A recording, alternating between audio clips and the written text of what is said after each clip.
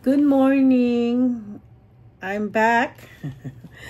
Last night, kanina pa lang madaling araw, may mga nakachat ko. Nandun ako sa chatting ni Sister Den, ni Teacher Den, and may nagbanggit about, kasi napag-usapan namin mga Bible stories, kasi I am going to buy either bukas or sa Friday, mga Bible books. Yung Bible, it's not a Bible, it's a Bible story books for children na mga ibibigay ko dun sa sa mga bata sa Pilipinas. So, so that kids will understand that, alam mo, ilang taon? 6 years old, pababasahin mo ng Bible. Hindi nila maintindihan. Kahit nga 21 years old, hindi nga nila maintindihan ng Bible. Umpisa mo sila sa Bible storybook. Yan ang binabasa namin sa mga Sunday school student namin. So, napag-remind, siguro sabi ng Lord, parang gano'n, nabigyan ako ng word ng Lord today that I'm gonna say is about the book of Ruth. Si Ruth, nasa nasa Old Testament. Ano lang to, itong book of Ruth is only 4 chapter. 4 chapters siya. Ito yung ang story kasi nito, pag basahin niyo siya, ang ganda-ganda ng story. It is a beautiful love story. Which, how many years nandun pa ako sa PLDT when we have a visitor na prophet siya. Imagine. And ako nung pinag-pray, sabi niya, be a Ruth in the vineyard of Boaz. Hindi ko naintindihan ano yung Ruth. Pero I remember when I became born again, before I became born again, umattend ako sa church ng aking friend ni Joyce. I mentioned that in one of my vlog na yung study namin, ang topic namin that time was the book of Ruth. Tapos doon talaga ako ito, i-share ko itong sinabi ni Ruth kasi ganito, bibigyan ko ng hypnosis ba tawag doon? Idea. Si Ruth, isa siyang may asawa siya. Ang mother-in-law niya, si Naomi. Okay? So, tapos yung asawa niya, tapos meron siyang another daughter-in-law, si Naomi, na named Orpah. Orpah. Hindi siya Oprah. Orpah. So, dalawang kanyang daughter-in-law, nataon yung dalawang anak niya na asawa nila Ruth, namatay. So, ang sabi ni Naomi,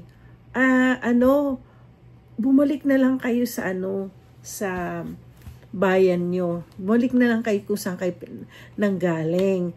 Umuwi na lang kayo sa mga magulang nyo. At wala na akong maibibigay sa inyo, wala na akong anak, kung batanda na ako para magkaanak man ako, maghihintay pa kayo, parang ganon. Alam mo kasi tradition. At saka isa pa, sila ay isang Moabites, isa sa mga, ang tawag doon? Gentile ba yun? Hindi sila yung chosen, ha? There are Moabites. Okay. So anyway, pero Ruth plays a significant role in the life of Jesus. Si Ruth ang pinaka-lola ni Jesus. Okay? From the lineage yan si Joseph. So anyway, yun, etong nag-strike sa akin nung first time ko nabasa ang Book of Ruth. Ang gusto ko kasi kay Ruth kasi meron siyang loyalty. Hindi niya iniwanan si Naomi. Si Orpah, umalis na. Pero she stayed with Naomi. So, ito sabi niya but Ruth replied, this is in chapter 1, verse 16, sabi niya, but Ruth replied, don't argue me to leave you or to turn back from you. Where you go, okay, I will go, and where you stay, I will stay. Your people will be my people, and your God, my God. O, diba? Ganun, nabilib ako talaga sa loyalty ni Ruth. And ito naman si Naomi, siya, siguro mabait na biyanan, ano? Topic kayo natin mother-in-law. Mukhang mabait itong si Naomi na mother-in-law, na despite of ano nang nangyari. Tinanggap naman niya siya. So, silang dalawa ngayon magkasama ni Ruth. So, as things go by, ano ko dito kasi,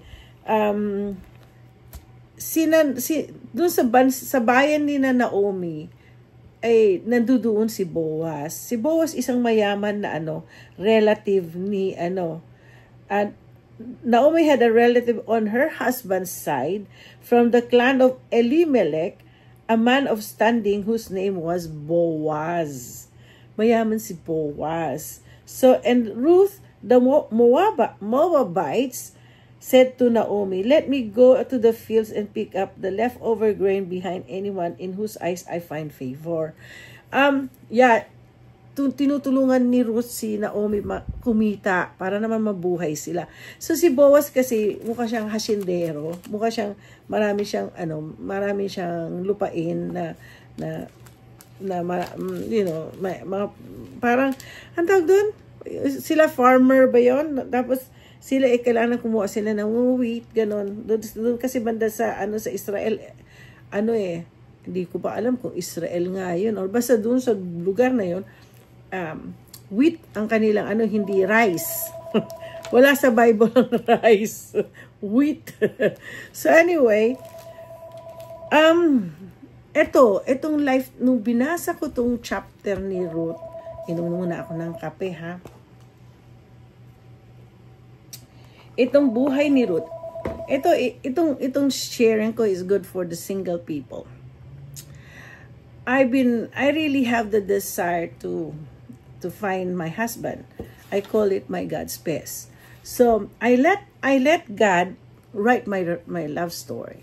So itong I went back when I already read and studied the book of Ruth. I went back kasi na remember ko when they said be a Ruth in the vineyard of Boaz. So ang ibig sabihin noon, vineyard of Boaz, sa life ko noong nasa LA na ako, I went to World International Ministry. Yan yung kinikwento ko sa inyo si Pastor Chito.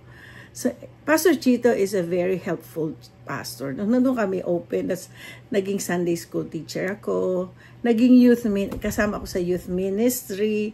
Nakakapagod pala yung youth ministry, no? Kasi energy nila. Ano pa bang ginawa ko?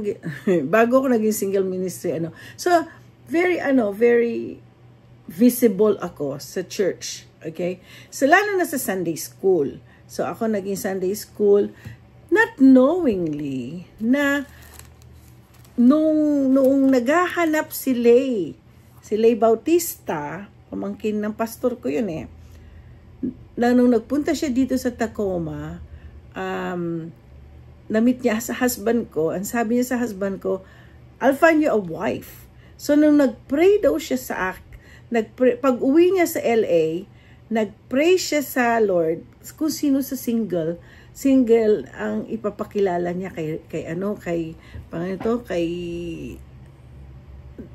kay Lance. Pati asawa ko kay Lance. So anyway, alam mo nung kinakanta sa akin ni Leon, ang mukha ko daw ang nagfa-flash.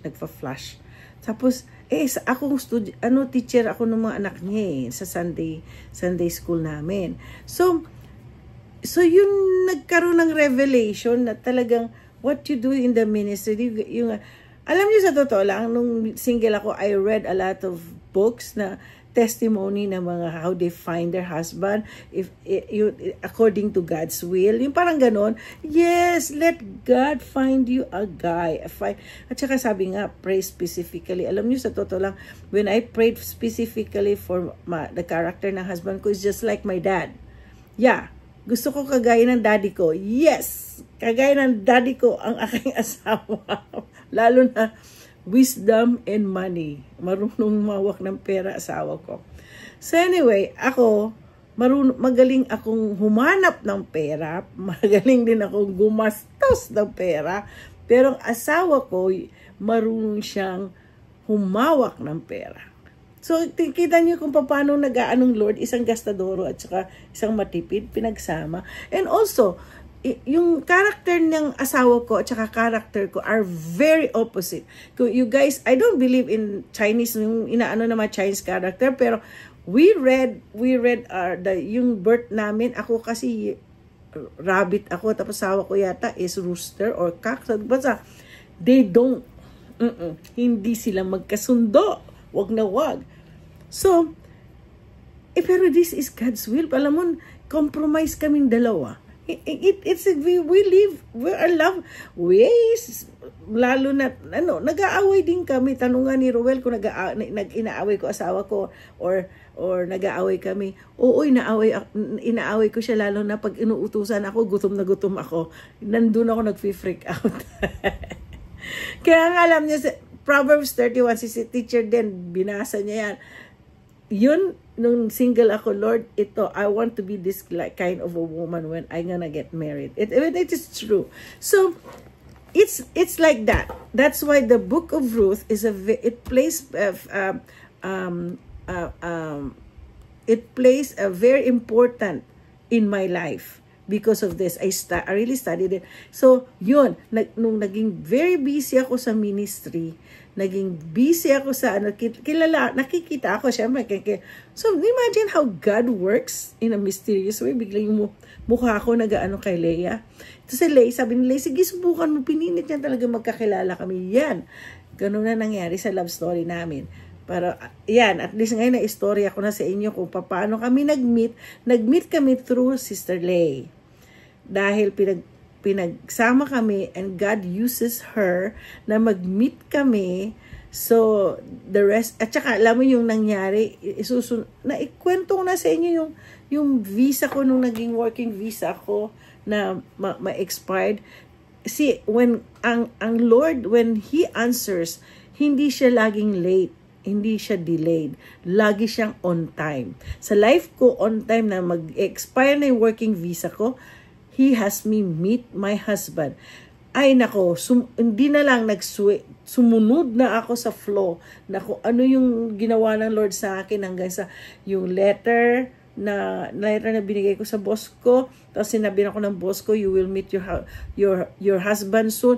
At na-meet ko siya 2 weeks after that. Tapos nagpunta ako dito sa Tacoma. Na-meet ko yung mga family. They were so good. And then no February, nagpunta si Lance to propose. Kagad, hindi kami 1 year. Propose.